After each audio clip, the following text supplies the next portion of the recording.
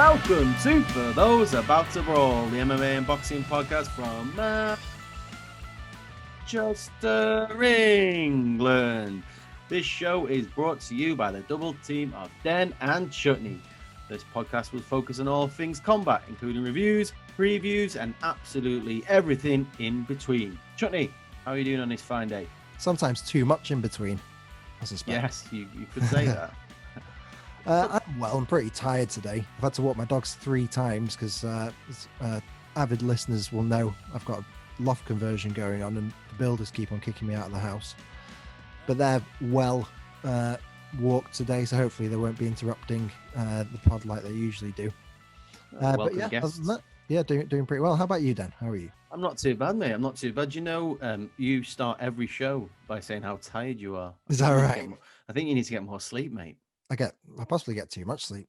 Maybe it's all the research that we do for these shows that we're just staying up all night reading and watching stuff to make sure that we're bringing our listeners everything up to date and up to speed in terms of the world of combat sports. I think it's that I'm just so excited about recording another episode of the world's greatest combat sports podcast. 100%. Before we start talking around combat, should we post this new episode with a drink? Yes, we should. Let's do that. Yeah. What have you got? What are you rocking? What am I? Well, I'll go first.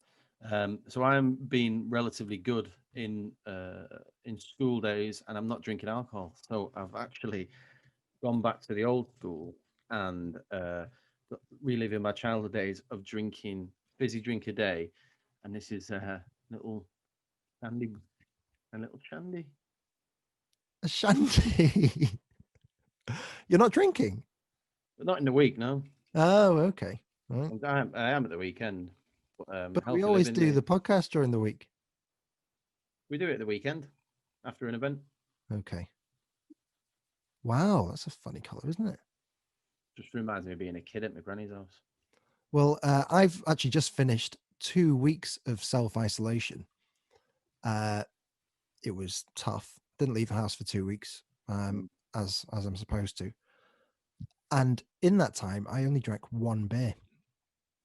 So this is going to be my 2nd beer in 2 weeks. And today I am having a Beatniks Republic Daydream in Jade. Nice. They're Mancunian, I believe, are they? They are, yeah. Beatniks. They are. Brewed in Manchester, in the Green Quarter of Manchester. It's a New England IPA, 6.7%. Ooh, so it could be nice and fragrant and quite creamy, hopefully, all being well. I've been looking forward to it, actually. And like I say, I've not been drinking. I've had quite a few beers in my fridge untouched, and this is one that I've had my eye on. Yeah. Then are you go out there. I might pour it on my computer. Please don't. And I've got a new iPhone coming tomorrow. Yes, so have I, mate. Oh, is yours coming tomorrow as well? Yeah, that's what I said. You don't fucking listen. Very busy day. Cheers, mate. We were texting about it a week ago, but it's fine. What we were. Wow, that's really nice. It's a lot thicker than it looks. Good. Wow. You enjoy that? Yeah, it's really good. Really good. And I'm not always a massive fan of the beers they do. I find them too fizzy a lot of the time, but that's really nice. I don't think I've never really got into them. Never really had many. They have a tap house in the Northern Quarter. Yeah. Of Manchester, excuse me. The Green Quarter. Sorry? The Green Quarter, is that what they brew it in the Green Quarter, they sell it in the Northern Quarter. Yeah. Listeners, once the pubs open back up, hopefully in a not too distant future, we can visit these fine establishments. Yeah, welcome to Tier 3. Tier 3? Tier 4? Not fun, is it? Tier 3. Yeah. Anyway. On to more cheery things. Yeah. This weekend's UFC. Brian Ortega versus the Korean Zombie. Everyone was looking forward to this. I think the biggest shock coming out the weekend was Brian Ortega's new haircut. Leading into the fight, I think it's 22 months or something since Brian Ortega last stepped inside the octagon fighting a Korean Zombie who's a bit of an underground legend of the sport. Probably a bit more than underground now. I think he's really well known. But I was expecting this fight to be really close. It turned out to be a bit of a whitewash in favor of Brian Ortega, 5 rounds to 0 across, I think all three judges' He scorecards. was, yeah. Was out, he dominated him, didn't he? It was a spectacular performance from Brian Ortega, coming off a loss 2 years ago against Max Holloway. Yeah. That fight that everyone had thought, sorry, everyone, people thought that Brian Ortega would be Max Holloway's biggest challenge and just wasn't. Heard interviews with Ortega. He talks about how he's not big on the fights themselves, but really enjoys training.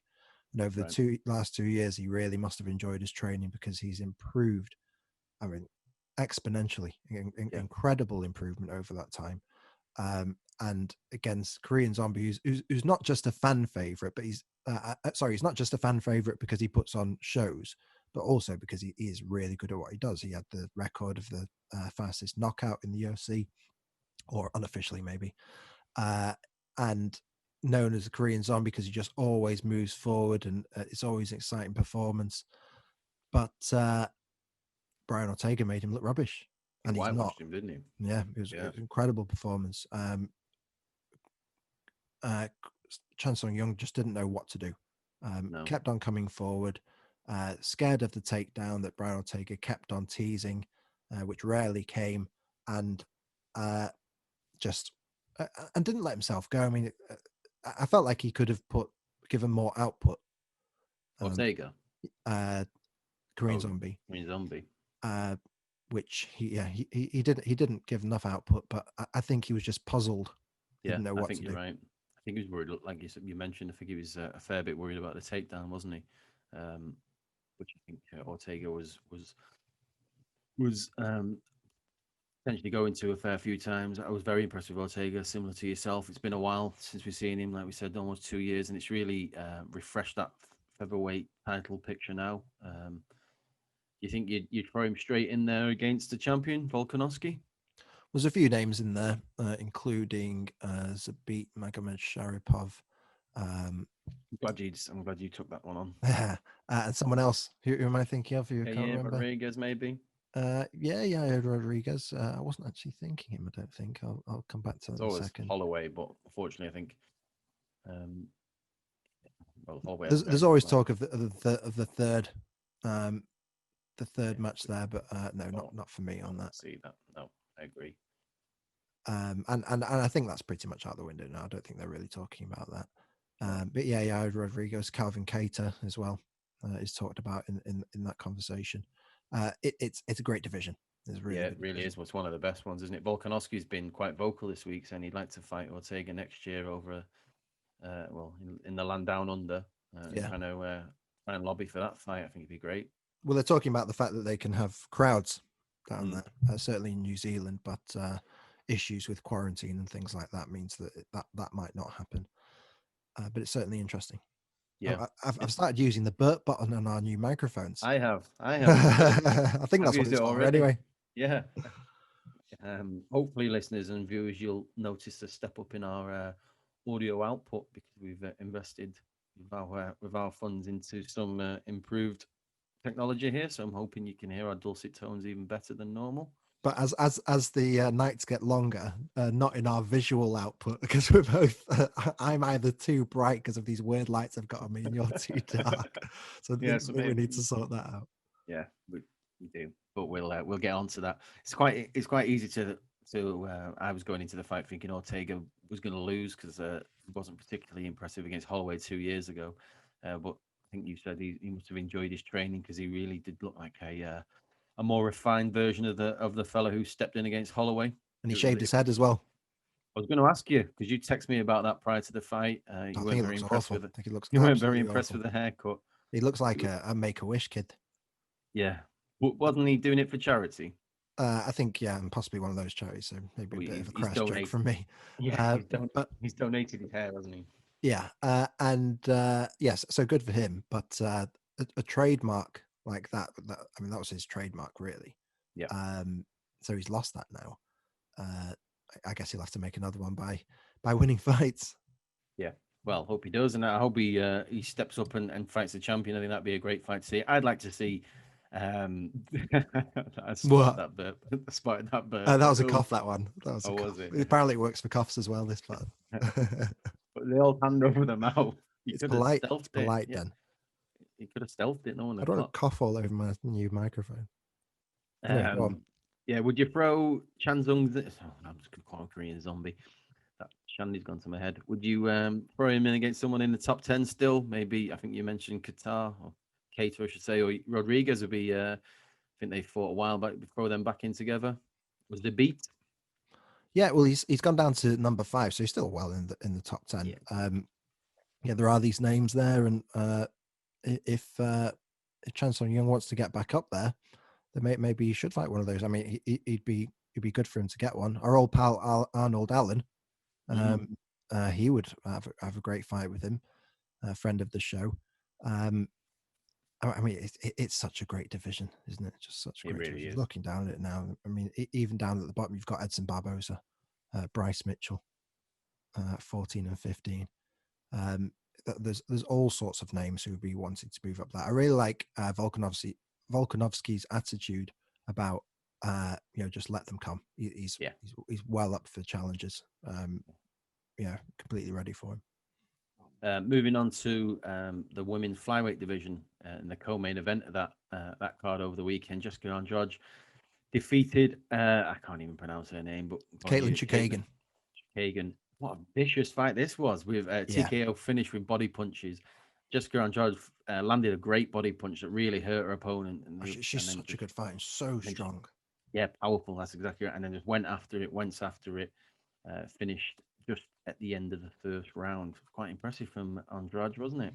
It really was. And when she, it was like a liver shot or something, wasn't it? When Caitlin Chukagian really showed that she had to turn away in pain. She couldn't hide it, could she? And it's not because she's weak or anything, because none of these people like that, and none of them show any kind of sign of weakness if they can help it, but she couldn't help it. And immediately Andrade runs in and knees her right in the same position again, and she goes to the ground, and the referee quite rightly stopped it immediately. Then it was vicious, wasn't it? She's and she did that body slam, the same one that she did knocking out Rose Namajunas. She's now got victories in 3 different weight classes, which is a record for women in the UFC. She I mean, former champion as well. Can't say enough good things about her. She's got to be straight into the title picture now, don't you think? Definitely, Shevchenko. Yeah, definitely, and I think that'd be a really interesting fight. I think it could be. I mean, there's not many differences, I guess, between Shevchenko and Joanna. I mean, there are similarities. Is probably a better way to say it. So it could produce a similar fight, and that was a pretty good one between the two of them. So yeah, let's see. I'd have Shevchenko in that though. Against Andrade. Yeah. Would you? Yeah, she's more technical, isn't she? You'd say. She's brilliant. Yeah, she is. Bullet. I've got to admit, I didn't really go through the rest of the card in much detail at the weekend. Did you? Was there any standout performances you'd like to call out? It was a great knockout by Jimmy Crute of Bukauskas. Other than that, not so much. No. No, it was a bit of a weaker card, but it was a nice appetizer for the forthcoming UFC card this weekend. But I think that the standout performance was Brian Ortega, so that was good to see. Anything else from the world of MMA we want to talk about before we move on to any previews? Let me have a look at my Well, in fact, let's touch briefly on Joaquin Buckley. He's the guy who did the spinning back kick knockout that everyone has been talking about. All our WhatsApp groups of non-MMA fans have been sending it to us, and even my father-in-law sent it to me. Did he? And yeah, it was incredible. Those of you who didn't see it, I'm amazed if you didn't. But when his opponent caught his leg, he span back and lifted himself up via his opponent to do a spinning back kick to the chin, knocking his opponent out, who face planted down. And he's a lovely guy as well. And it's it's really making his career. Yeah, he works Yeah. in Walgreens, which is like a big American pharmacy, and he's now got a fight against Jordan Wright in UFC 245. Oh, you got? Oh, right. I didn't realize Yeah, that. he's got another fight lined up. I mean, UFC, no jokers when it comes to this kind of promotion. Take advantage straight away and get him on a new card. It was like something out of a WWF match, wasn't it? It It was always was. his opponent was holding his leg up for him, and I suppose he was, but without intentionally In knowing. fact, I heard someone on the podcast mention that, and then the response was, "Yes, but this was real." Yeah, yeah. It's just They didn't organize it beforehand, and I realized wrestling is more real than people say. Like, wrestling. yeah, but it did strike me, remind me of something that Owen Hart would do back in the day. But Yeah. uh, Well, I, you never know. That's where he got it. I often feel for the opponent in these circumstances because that fella's going to be in the highlight reel forever, similar to Yeah. Terry Etim against Edson Barbosa I for thought you were gonna say years. Dan Hardy then. Well, I think he's I known know you for like more Dan than him, Hardy. but I do, yeah. But it's just a bit of a shame because he hit the ground pretty hard, hit the canvas Yeah. hard. Yeah.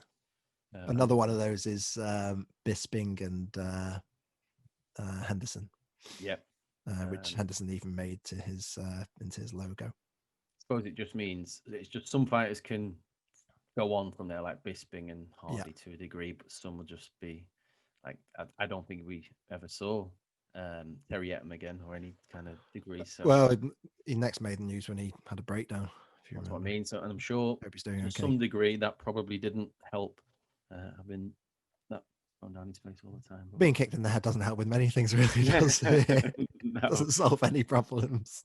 What about someone who probably should get kicked in the head? Conor McGregor looks like he may have a fight lined up January time after the back and forth that was going between him and Dana and DMs being shared online. It looks like, visionally, and I say that because I think there's probably other plans at play, that Conor could be fighting Dustin Poirier in the new year. Yeah, 23rd of January. Conor wants a crowd. He wants it in Texas at the AT&T, I think it's called, isn't it? Is it the Giant Stadium?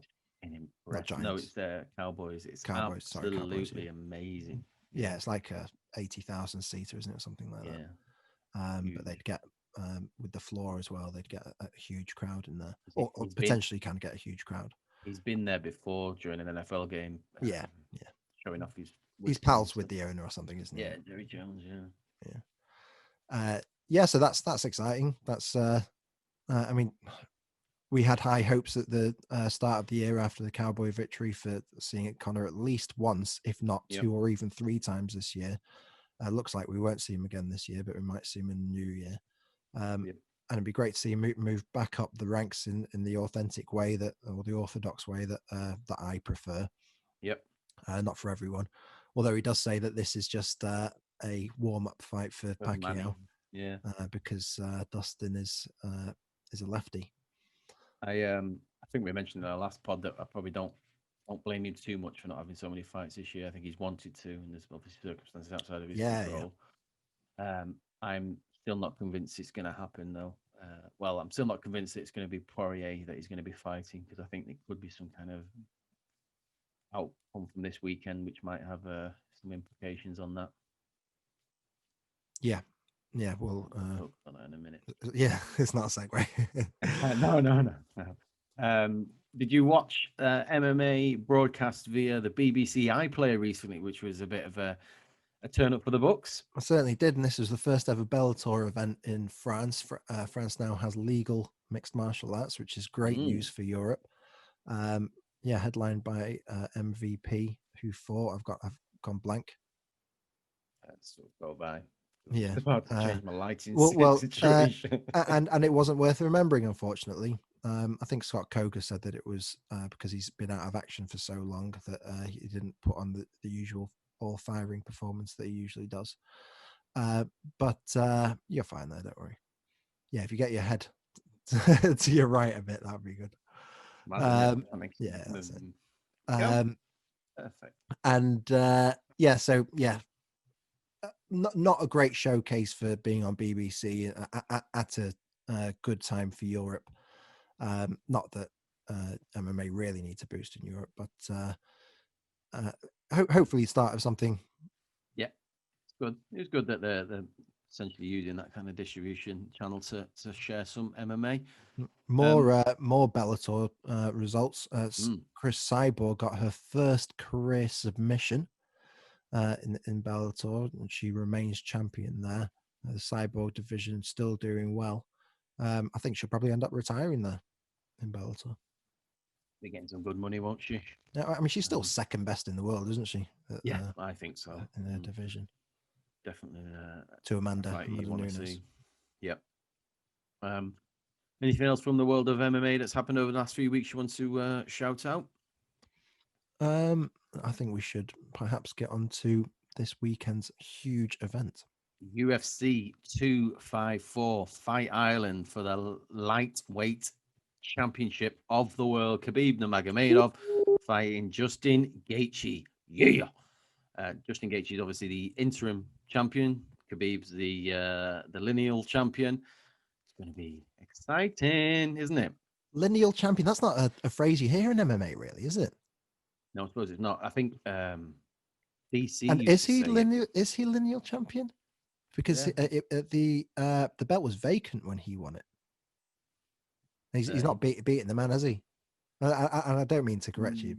Well, I guess sounds I like you are. Yeah, sounds like you are.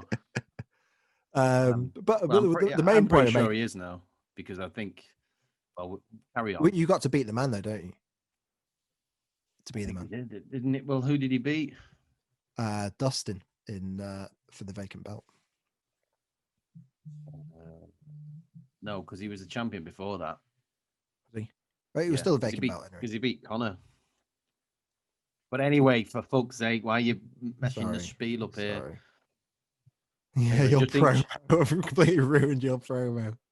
Justin Gaethje stepping in after fighting Tony Ferguson 4 months ago. I think that was the first big fight of lockdown on in America, and it was bloody fantastic. It was great to see Justin Gaethje win, probably against the odds, really. And now Khabib's fighting his first fight since his win against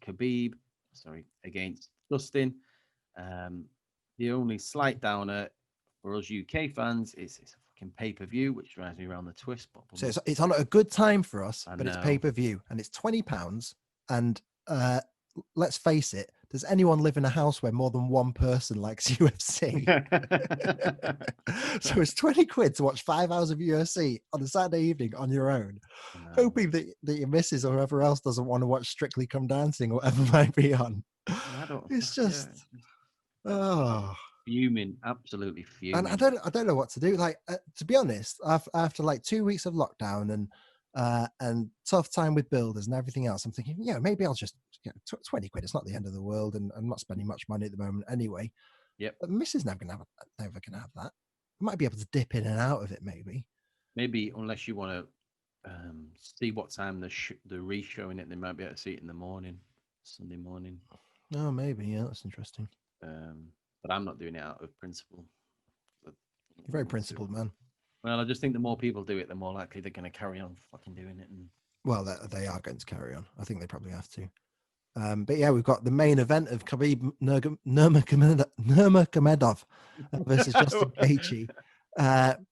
Khabib having won the lightweight championship, the vacant lightweight championship against Al Iaquinta a few fights ago. Actually, your research paid off there. Well, we're going to edit this afterwards, so it looks like it's really flowing. I know my shit. I haven't clocked the clock, so. And this is the fight where Khabib is going to meet his biggest ever foe, the guy who can solve the puzzle that is Khabib. So all press and UFC would have you believe. Yeah. He is fighting a wrestler who is tough as nails, one of the toughest people in UFC, which is full of the toughest people in the world. Yeah, it doesn't. Yeah. But yeah, no, I don't think toughness comes into it. I know that's. No, he's skilled as well, though, and he's and his trainer, Trevor Whitman, who's an excellent trainer, has really honed his skills, making sure that he makes the best out of everything that he does. His calf kicks, his striking. And not going all guns blazing like he was earlier in his UFC career. and previous to that LFA, was it, I think.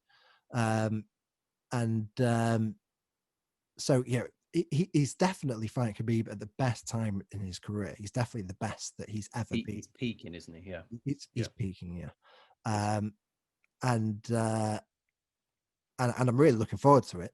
And I think it'll be a really good fight. And I think there will be competition in there. Yep. I don't see him winning. No, I don't. I've been watching the embeddeds, and Khabib has said it a few times. I'm just gonna get on top of him and maul him. That effect. It's shock. Like, but he's like, he's because obviously it's his first fight since his dad passed away, and there was talking clips about how his dad always used to say, just execute the plan. And they were doing takeaway clips for when he was fighting Connor, and when he was standing with Connor, and you could hear his coach saying, execute your father's plan. So he said, all I'm going to do is maul him. So I can't see, unless Gaethje clips him. Gaethje's got a very good wrestling background. I meant to do more research on this beforehand, but I think he's going to find it difficult to take him down. So he's NCAA Division I wrestling, which is the height of college wrestling. Yeah, collegiate wrestling in America. But it's a different game. It's a different game when you get in there with Khabib. And it is. I mean, ground game in UFC or MMA is different to ground game, just straight ground game. But at the same time, I think Khabib's going to find it very difficult to take him down, and you can't take him down for 5 rounds. Gaethje can go for 5 rounds and can strike, and has got very hard punches, and it's got good kicks, but the kicks could lead to takedowns. Well, will lead to takedowns, I think is probably fair to say. And the thing is, I think you're right. He may struggle to take him down, but he only needs to take him down once, and then he's not getting back up. No one ever gets back up. Yeah. Well, yeah. No, I agree. I'll stick with that. Yeah, I'll stick with that. In the main, obviously there'd be exceptions to the rule, but in the main, no. But Trevor Whitman is a great tactician. Justin Gaethje is more under control than he was before. So maybe those calf kicks won't play be much of a feature. Yeah. It could be a very interesting tactical fight. You think? I like Gaethje. I think he's on around about the same level, maybe a step below Dustin Poirier, and Dustin really struggled with Khabib, and Dustin finished Gaethje a few years ago. Yeah, I think it'll end up like that. I think he'll probably. I think he may not finish him because Gaethje may just, like to your point about being so tough, he may not finish him, but I can start to see Gaethje finish up the win. You never know. Imagine if he did, the division will just go into a tailspin, wouldn't it? Yeah, an amazing one. Yeah, it'd be great. And that's why I think if Gaethje won, I wouldn't be surprised if they throw Gaethje in there versus Connor in the new year, and then Dustin loses out potentially, but we'll see. We're gonna record a show over the weekend, a review show, aren't we? On Sunday, a review show on Sunday to talk through the fight. Cause it's gonna be exciting. Because it's exciting. It's gonna be really exciting. I'm gonna drink on Sunday as well. So I'm loving this. Is it good? Yeah. Beatniks. I'll have to give them a shout out in our social media feeds. So remind me on that. Followers. Have you seen the co-main event? Oh well, I was going to ask you a prediction. I think you've mentioned you think Khabib's going to win. Are you going to call by a method? No. I have been thinking about this, and I was listening to Ariel Helwani the other day, and everyone he had on, he was asking them, and people find it so easy to say Khabib, but how it would finish because Gaethje's so tough. But if I had to say, I think Khabib will finish him. Finish him? Yeah. I think so, yeah. Punches or submission? Well, submission? It's effectively a submission that he does, even if it's punches, isn't it? Because it's always in the grapple. Yeah. So I think that's unfair to ask that question, Dan. Oh, sorry. Yeah. Fair. nearly colours to the mast. And on that vein, I think you'll stop him. Right, 5-round decision for me. Okay. Robert Whittaker is coming back into the middleweight division after his loss versus Israel Adesanya, and he's fighting Jared Cannonier, this is his third weight class he's fought at. He's fought at heavyweight, at light heavyweight, and now down at middleweight. He's a bit of a character, Cannonier. I've seen more of him this week with the embeddeds being on. Oh yeah, I've not seen them yet. What's he up to? They're quite dry. The embeddeds. I don't hold much hope for them, to be honest, because there's not a lot going on. But he just seems a bit of a character talking. He's also, I noticed, he's got quite big shoulders, and his waist is tiny. Yeah. So he must have just been a really fat heavyweight rather than a big guy. So yeah. And Robert Whittaker, so a lot on the line here for him. If he loses, Cannonier's the favorite. Is he? Didn't realize that. Yeah. He didn't really show up against Adesanya, did he, Whittaker? He didn't. And it made me feel like he's a bit of a one-trick pony with that big overhand right, and if that doesn't succeed, although that's a bit of Whittaker. Yeah, well, that fight made me feel a bit like that, just because Adesanya didn't let him in. But of course, Till after that showed otherwise. That was an interesting chess match, which in some ways, of course, over 5 rounds, it was it got a bit boring, as these things do. But he's still got it. Those Romero fights just took so much. Those Romero fights just took so much out of him. Yeah. And I think it was cruel to put him through those twice. If he wins after he's quite rightly beaten Till before, which you reminded me of, I forgot. If he wins this weekend, surely he's got to be in line for a title shot. Well, let's have a quick look at the rankings, shall we? Adesanya's messing around with John Jones at the moment, isn't he? But yeah, well, that's not going anywhere. I think we can ignore that. Yeah, and there's no one else in there really. There's a Manson. But it's Till's fighting Hermanson, right? That's right. So yeah, a win on that puts him right back in there. But that's not a fight that, unless something changes drastically in Whittaker's game plan. Sell. Yeah, it would be. Yeah. Prediction? I've got Whittaker on it. I think Whittaker will win that. Am I allowed to ask you by how? What's that? Let's say 3 rounds decision. I'm gonna say Robert Whittaker submission finish, just because we don't see many submissions at the top level anymore. Heavyweights are fighting. Alexander Volkov's fighting Walt Harris. I like Walt Harris for his bit of a backstory. He's had a bit of a tough year over the last 18 months of his daughter dying or murdered. Was she murdered? Yeah, she was, I think. Yeah. These are 2 big boys going at it. They are big boys, yeah. It should be quite entertaining. I'm looking forward to it. Yeah, so Volkov, who is, he must be like 6'7" or something, isn't he? Yes, exactly 6'7". And he is. I've got Harris on this one. I think that Harris with his big shots will go top and bottom on him. Harris, he lost recently against Overeem, but from memory, I think he was on a bit of a decent winning run, I think. He beat Olenek just before Overeem, and Sergey Spivak, who I'm not sure what that is, just before that.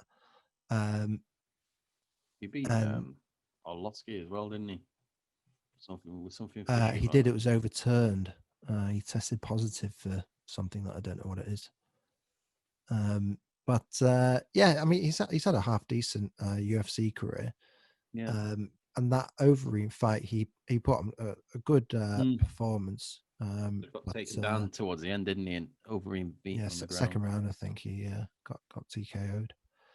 Looking forward to that fight. That should be good. Are you gonna Harris, I should say? Yeah, let's get. Are you writing these down or what? I think no, I haven't. Okay, Harris. Harris, I've got TKO. I have to say, from there, the card goes a bit downhill. Well, never mind going on to the card. You've got to ask me You know, Ooh. this is a show. You've got to ask me what my prediction is. Then what's your prediction? Paris by KO. Hell. Are you writing this down? And then you just jib on. I Talking- only care about the, my the card, the card's all right. Stefan one. Struve's fighting in the prelim. Well, I talked about this last time actually, and one that I'm You really should- excited about is Magomed Ankalaev and I think it's Elon. I think it's possibly pronounced Kuchulaba. You're excited about it. This is the one where Kuchulaba, he's a bit of a mad guy with weird pointy nipples. He's the guy who had all the You've got a thing green for, you've got a thing for green men's body nipples, paint. haven't you? Yeah, now I'm talking about body paint.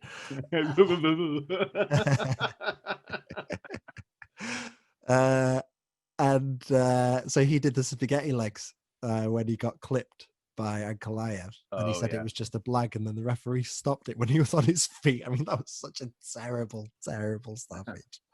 But at the same time, he took the spaghetti legs too far, and I think he got clipped again when he did that.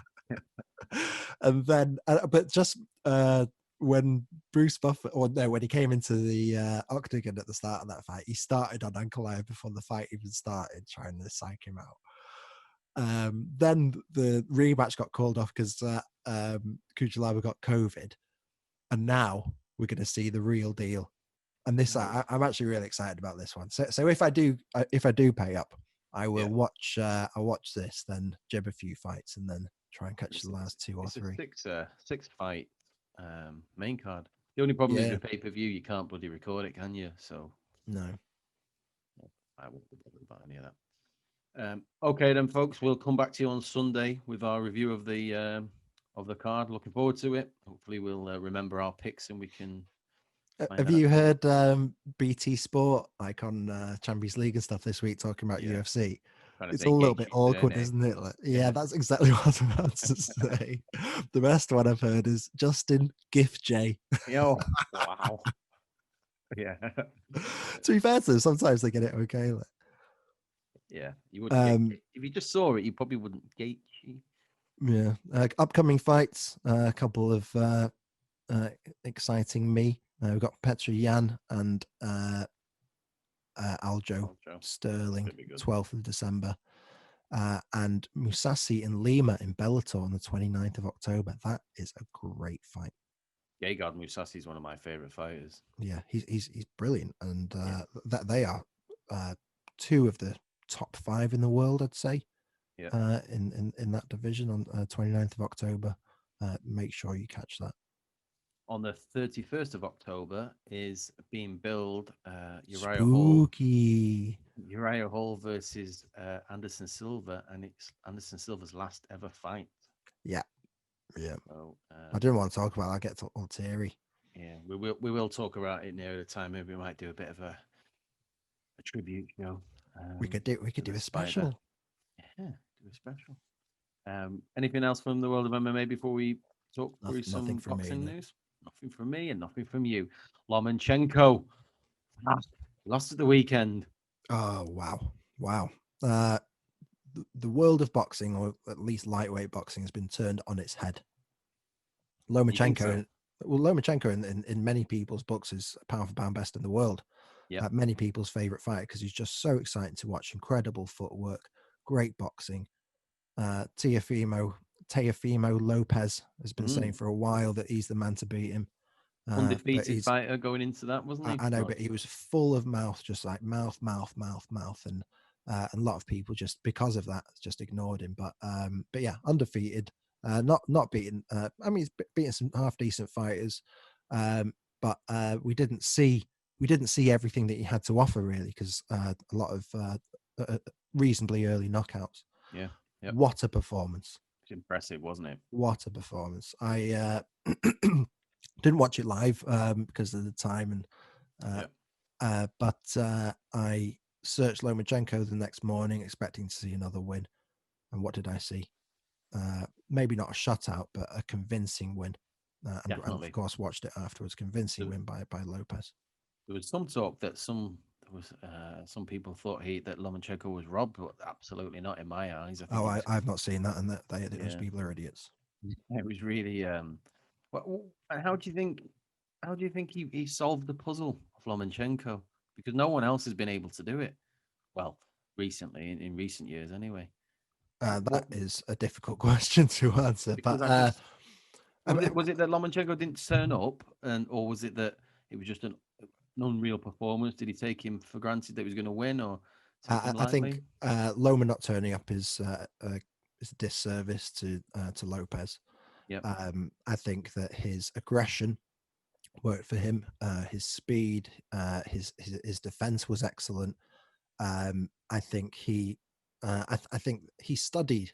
I think he's been studying Lomachenko for a while, and as a result, he found him more predictable than anyone else ever has done. And Lomachenko wasn't rubbish in that fight. He won No, no. a good number of rounds. I mean, there was maybe max 4 rounds I between was them. going to I'd say say. 8-4 was from what I remember. Yeah. Um, I mean, one of the judges had a ridiculous score, but generally they got the right result, or they unanimously got the right result. yeah. Um, Star's born though, isn't he? a 23-year star old. is born. I mean, New like I York. say, Lomachenko, #1 in the world by many people. Teofimo Lopez, not even in the top 10, and all of a sudden, it turns things upside down. Star is born, and now that mouth has a record to match it. He's got something to back it up, hasn't he? Presumably there'll be a rematch clause within Lomachenko's. There isn't. No, there isn't. But they are. I think they're both top rank ESPN. There are some really good other names in hanging around there. Devin Haney and I forget his name. The good-looking guy who was punching Francis Ngannou. Oh yeah, he looked tiny against him, didn't he? I can't remember Garcia. Oh, what's wrong with me? And Gervonta Davis is fighting Leo Santa Cruz on the 31st of October, which is very good timing for him because this is Gervonta Davis coming out party. So much talk about him over the last. I mean, it's been a long time now, hasn't it? Really has. But this is a proper opponent, Leo Santa Cruz, and if he comes through that, then he has to get into the mix with these guys. Of course, with different belts and promotions and TV channels, that all becomes a little bit more complicated. Yeah. But Lopez now has all the belts, including one of the 7 WBC belts. So hopefully that will lead to a lot more challenges in there. But I think the most likely is Lomachenko rematch. Yeah. You'd be the biggest money maker as well. Hopefully get some crowds into that in the new year. And I'd really like to see it. I wouldn't have a problem with it because I'd really like Lomachenko to have this hiccup. Excuse me, have this hiccup and have this hiccup and then hopefully change something up and not hopefully but potentially change something up and show what he's made of. And if he does, make a legend out of himself. Risky. I never liked those immediate rematches when a champion's been not necessarily schooled, but when a champion's lost the belt quite convincingly. I like them to go away, build himself back up, because if he loses again, straight against Lopez again, it's like, where do you go from here? Well, there's plenty of other people available, but it's whether or not he's allowed to fight them. AJ has got a fight booked officially, 12th of December at the O2. This came out the blue of it, really, because it's not any of the names you think it may be that he's been associated with over the last few weeks.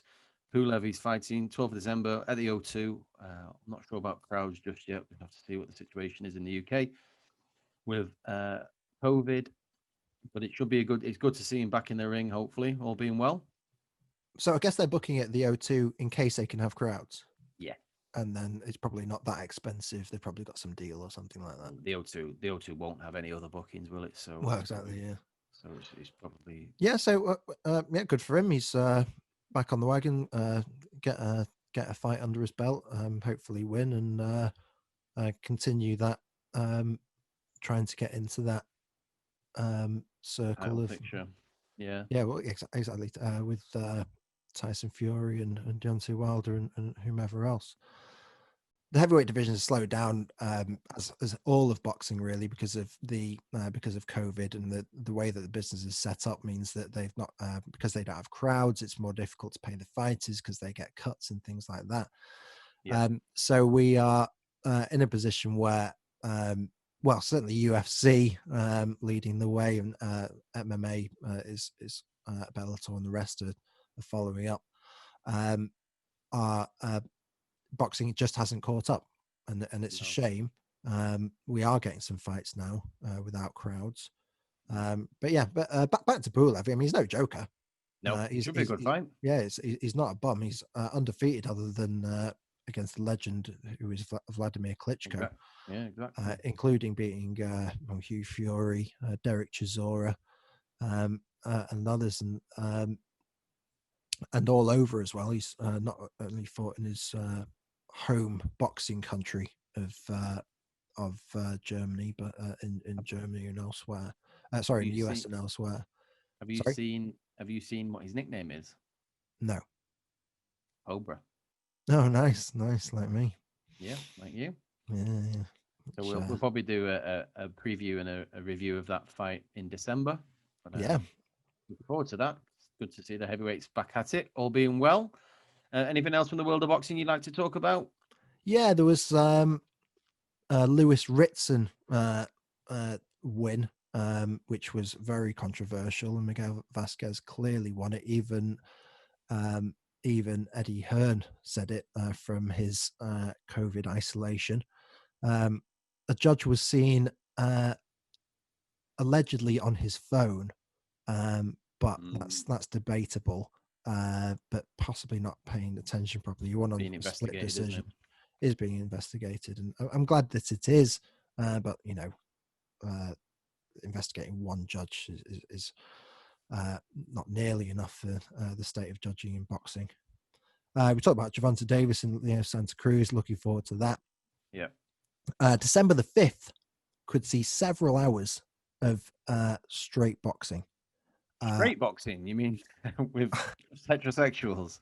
That's very good. Very good. Tyson Fury is supposed to have a fight. One lined up that day. I think the opponent is yet to be decided. Yeah, it's not official. We've got Garcia versus Campbell, and Errol Spence versus Garcia. These are all kind of penciled in, and these could be some excellent fights that night. Well worth staying up through the night if you can handle it.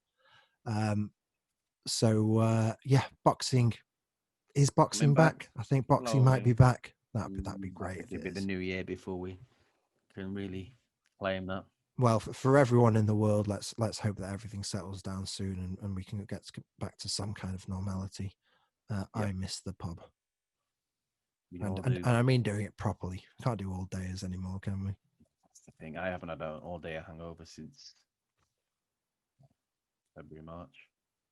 I think the last time we were in the pub on it was when we went down to see my cousin, didn't we?